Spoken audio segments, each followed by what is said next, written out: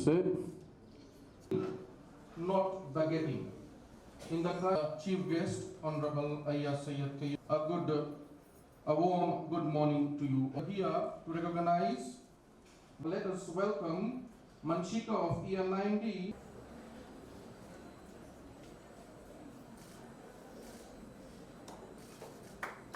Thank you, Maria. Plus 34% in 2016. Good morning, ladies and gentlemen. The school manager, the principal, the teachers, the parents, staff, and of course all the students. Please excuse me, I'm actually not feeling too well, so my voice is like I've been singing at Kula Dance Awards or something like that, but I'm not feeling too well. But I'd like to firstly thank the school for the invitation, for inviting me here this morning. It gives me immense pleasure to be here. As you know that I was very taken aback by the performance of Korovita College at the Kula Dance Awards. And also your film production was quite phenomenal. And in fact, it was not just last year, but also the years prior to that. The Korovita has done exceedingly well. And I think it is a fantastic achievement for a school in particular that seemed to be a semi-rural school without necessarily all the access to technology that the other urban schools have, but you've done exceedingly well. So please put your hands together for all the people who did that, all the teachers. I was so impressed I ended up taking them all to McDonald's. I've never paid so much money at McDonald's in my life, but it was a very good experience. Ladies and gentlemen, I do not intend to make a long speech, but essentially to say that government has invested in this year's budget over $1 billion in the education sector. And it is actually an investment in the education sector because we believe that the young people of Fiji, the young Fijians, need to have access to education, need to have access to opportunities, need to have access to a particular level of advancement, both in their individual lives, but also as a community.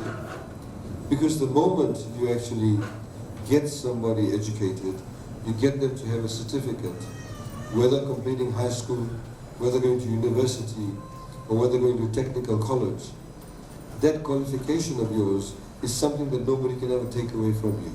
Please remember that. You can have a car and have a car accident and lose the car. You can have a house and it can burn down. You can have clothes and may get holes in it, and you may actually lose the clothes. But one thing you cannot ever lose is your qualification. In the same way that one thing you cannot ever lose is your knowledge, the wisdom that you gain by going to school, by interacting with others, by listening to your teachers, by interacting with your teachers, by having discussions, by having debates. And that's what creates a society where people will be a lot more robust, where people can interact and come up with new ideas, new innovations. Today in Fiji, 50% of the population is below the age of 27. 50%. 70% of the population in Fiji today is below the age of 40. So all those of you, including myself, who are over the age of 40, we are in the minority. We are only 30%. The bulk of the population, 70% is below the age of 40, and 50% is below the age of 27. Now what that means is that we have an enormous number of challenges, but even more so, we have more opportunities. Because young people are what we call the fire belly of any country. The young people will provide the energy, they'll provide the innovation, they'll provide the ones who can have access technology, and indeed have new ideas as to how to take our country forward. This is why we're investing in education. I was just sitting up on the stage, and I was going through the program, and just at a quick glance, I saw that all the people who've come first, from year 9 to year 13, all of them are females except one male. Now, I stand to be corrected, but at a quick glance, they all appear to be females. A few years ago in Fiji, ladies and gentlemen, very few women or females went to schools. Very few. Only a few decades ago. Today, because of free education, we have no parent that has the ability to say no to their female child not to go to school. I know many stories of people who, when they had 5 or 6 children in the family, and because they had to pay school fees for everybody, if they had to make a choice who would go to school and who would stay at home, they generally get the girls to stay at home. Because the thinking was that the girls would get married and go away in any case. So it's the boys who earn the living, so they have to get educated. And that's precisely what happened.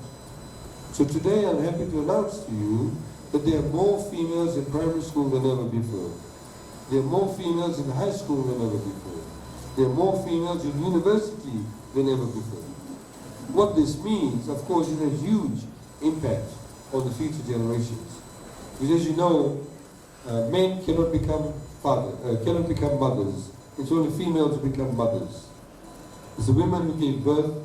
It's generally the women who actually are quite instrumental in having an influence on the children. If the mothers are educated, the mothers have access to knowledge, the mothers are aware of many things like their rights, etc., then you'll find that the children that they rear, the children that they nurture, will also have a lot more wisdom, will be better educated, and will want to get educated. So it's very critically important for us to understand that education is very critical for the future of this country.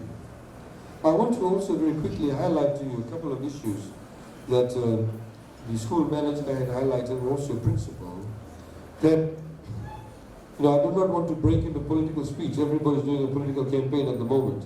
I don't want to break into political campaign. But what I want to highlight to you, the government has given you enormous level of tools, access to tools. You are very lucky that the Commonwealth Secretary General came to Koravuta College to open your telecenter. That telecenter today signifies the fact that today, everywhere in Fiji, you can get wireless television. You can now watch television on your phones. If you, for example, you know the media is here, tonight when you go home, and on your way home, you're on the bus, and you want to say, and you say to yourself, I wonder if I came on television, you can watch your TV station, your news, on the phone, through the wireless platform. We have over 90,000 people who have now downloaded the app. And in fact, it's increasing every day. So it means people have access to information. Having access to information means it empowers you. Today, 95% of Fiji has got network coverage. Vodafone is going to spend $110 million in the next 1 year to make sure that there's no black spots. You know, sometimes when you're traveling along with the phone, there's certain areas you don't get connectivity. Everywhere in Fiji will be covered. This access to information is very, very critical for you to be able to be empowered. It also means that we'll be able to give people information. For example, farmers, fishermen, and various other people, if they need information, we can bring that information directly to them on their phones. The adoption of technology is very critical. You may have known that in 2 weeks ago in Nandi, excuse me, we launched at Korivula Park the Wi-Fi hotspot. So if you go to Korivula Park and the bus stand in Nandi, you can get internet speed and the bandwidth that is much faster than what you get here. We want to create social spaces where people can get access to technology at faster speeds. What this means is that you're able to get more information. It means we can completely re-engineer our society within a couple of years' time. Nobody thought only a few years ago that we'll have e-ticketing in Fiji. We are currently working on various projects. For example, very soon, you'll be able to get your birth certificates on your phone. What we call e-birth certificates. People can register their children on the phone. So a number of things have been done. And what we need, and my address is essentially to the young people in Fiji, please focus on career paths that may be non-traditional. Generally, most of the parents will talk about, having their children becoming a lawyer or an engineer or a doctor. There are many other professions in Fiji that we have a lack of. You may have heard that we've had budget consultations. I reach out to the high school students every year before the budget. I go out and consult with the high school students. And I remember I was at Suma Grammar School, and there's something like 250 students. And one young girl stood up from one of the schools, and she stood up and she complained, and she said, We don't have student counselors in our school, but we don't have enough trained and professional student counselors. We want more student counselors. And the moment she said that, all the 250 students started clapping because they all agreed with her. And I said to them, I said, I completely agree with you. I said, but you also have to recognize the fact that some of the teachers, they may not be trained counselors, but they actually put on the hat of a counselor because there's nobody else to do it. And so they have a passion to help you. And I said, but my question to all of you is this. I said, how many of you, when you leave year 13, when you want to go to university, how many of you want to become a professional counselor? Not one student put up their hand. Not one student put up their hand and say, I want to pursue a career as a counselor. So if we need counselors, where will we get the counselors if none of you want to become professional counselors? Today we don't even have in Fiji, God forbid, if any one of us in this room now has a heart attack, there's not one single Fijian doctor that can carry out open heart surgery. Not one. So if somebody has a heart attack now, if they need bypass open heart surgery, we have to take them to India, we have to take them to Australia and New Zealand if they can afford it. So there are many areas, many professions. We have a shortage of town planners, surveyors, valuers, all of these areas, speech therapists. So government has offered, through the budget announcement, a number of new scholarship positions. We in fact now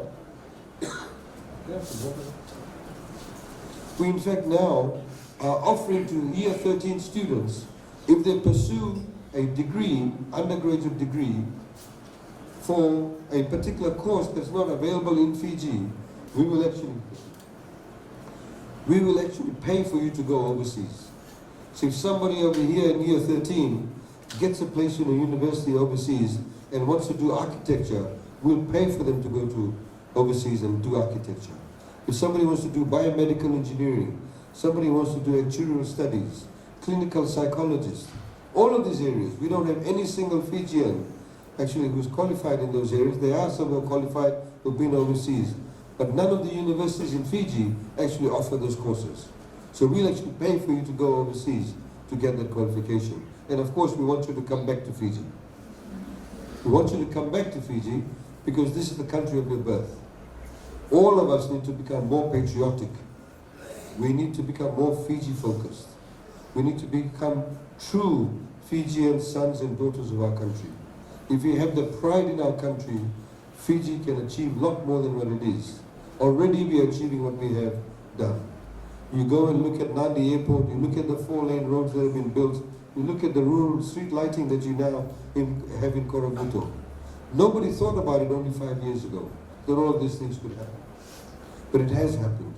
So if all of you young people, if you put your heart, your mind, and your soul into focusing and building your country, we can achieve so much more. I'd like to thank, ladies and gentlemen, the school management and the committee for their hard work. Of course, the school was started in 1975, and of course it's now one of the top 7 schools in Fiji. And this does not come about because people have been lazy. It happens because people have worked hard. And the committee has worked hard, the community has worked hard, and of course the people who have also contributed to it are the teachers. Today, teachers in Fiji have had enormous pay rises, in particular heads of schools, heads of primary schools and high schools, specific career paths. There's transparency in the process. Of course, people have tried to politicize it, but we need to put the politics aside. What we need to do is recognize the fact our teachers are doing well. We need to recognize the fact we need to reward them. We need to pay them well. We now, of course, in the budget, we've also announced that any teacher that's got a diploma, we'll pay for them to go and do a degree through a scholarship scheme. If they've got a degree, we'll pay for them to go and do postgraduate studies. We'll pay for them to go and do a master's. And indeed, we'll also pay for them to go and do a PhD. I remember when I was in Marist, we had teachers who had masters who were teaching us in high school, in Form 5. Today, very few people have masters who actually teach in high schools. So we want to encourage that to happen. And we need to look after the teachers, look after also the school committees, because without the school committees, of course, none of the schools would exist. I'd like to thank them very much for that. because as a result of their hard work, we have a network of schools throughout Fiji. So ladies and gentlemen, thank you once again for the invitation to be here. As I said, I don't want to make a long speech, but as your MC has said, those who may not get prizes, it does not really matter. As long as you've done your best, as long as you know you put in your best, as long as you know that you'll pursue a career that you will feel passionate about. If you want to become a carpenter, become a carpenter. Because if that's your passion, then you'll become a very good carpenter. If you want to become a teacher, then become a teacher. Because you'll become a very good teacher. You must always pursue a career that you feel passionate about, that you feel emotionally attached to. Don't do something just because somebody tells you to do it. Do it because you want to do it. And no profession, no skill is any less than any other one. Of course, there are certain skills that require more training. There are certain skills that may reward more, but everybody is essential in this equation. We are like a bicycle chain. If one of the spokes or one of the gears come out, the entire bicycle will stop. So my message to you from a civic perspective, don't ever look down on anybody. Don't ever do that. Just because you may become a doctor or engineer, don't look down on the person who may be the tea lady, or who may be the driver, who may be a farmer, who may be a cane cutter, who may be doing a day-to-day in their village. Don't look down on anybody. Because every human being is essentially important. Every human being is God's child. And today we have in this country, unfortunately, politicians dividing us along the lines of ethnicity. Indo-Fijian versus Itoke, Hindu versus Muslim versus North Indian versus South Indian, Samaji versus Sanati, Sangam, all of this, it does not matter. If today one of you needs blood transfusion, and assuming you're a Madrasi, will you say I only want Madrasi blood? If you say, if you're an Itoke and you're in the hospital and you need blood, will you say I only want Itoke blood? No. You just want the blood that will go into your system. So remember, we're all human beings. Don't let people divide you along those lines. Don't think along those lines. Because if we are able to be focused on our commonalities, we'll become a great nation, much bigger, greater nation than what we are today. I wish you all a very good morning. Vinaka, thank you.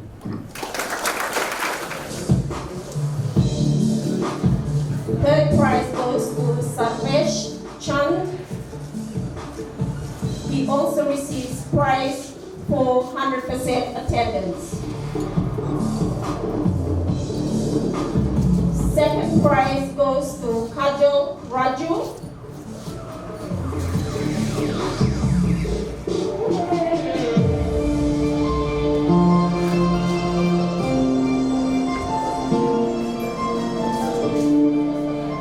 And the first prize goes to Ria Kumar.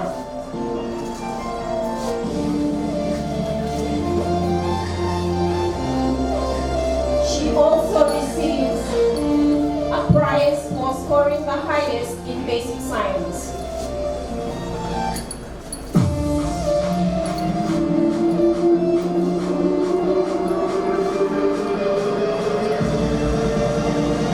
Ladies and gentlemen, let's give a round of applause to United HGC.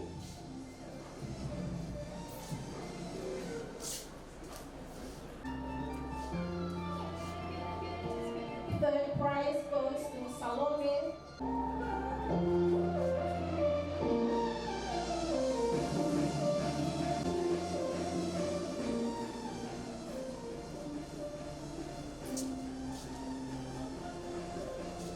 And the first prize goes to Catherine Claire Naidu.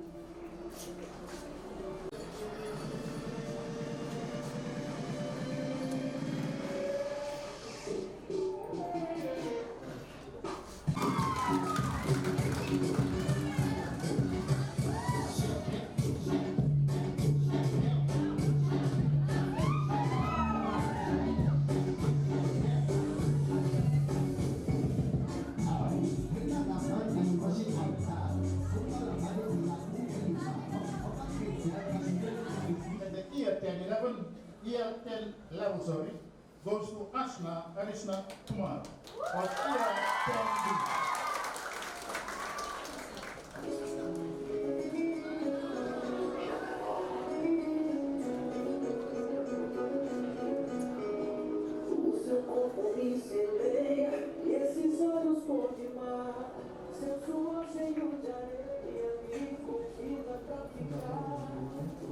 Class of the school.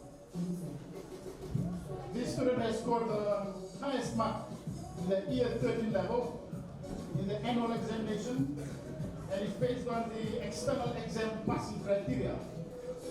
The award goes to Sweshna Shivika Kumar of year 13B.